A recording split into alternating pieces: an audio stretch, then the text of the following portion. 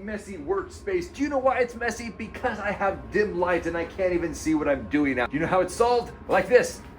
And just like that, look at that. This is how it's done. First of all, the unboxing. First of all the accessories that come with this 4-foot light are, you can see 2 chains. We've got some little bolts that go in the ceiling along with some drywall anchors, 4 screws, and 4 S-hooks. So I went ahead and also measured the cord with my tape measure, and it is exactly 5 feet in length. It is a 5,000 Kelvin daylight. Let's hop right into the installation. In case you have more than one of these lights, you can see on the very end that there is an actual outlet, which allows you to essentially daisy chain this together. For this particular installation, I'm going to be using this S-hook, and you're going to slide it right in on the end like so.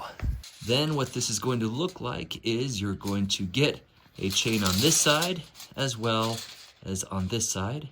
Easy enough. A bonus tip, I would recommend actually cinching these S-hooks down to really make sure that it is not sliding off. Just in the event that you hang this in your garage, if you're doing it like me, and a gust of wind comes along and kind of jostles your light, you don't want it to slip off of these S-hooks. So once it's in there, maybe just clamp it down a little bit with some pliers and you'll be good. Here I am in the garage, precariously balanced on a chair, and I wanted to show you real quick. I am actually finding these nails that follow the stud. So instead of drilling right into the drywall, I am going to just follow that beam, or that header, so to speak, right across there.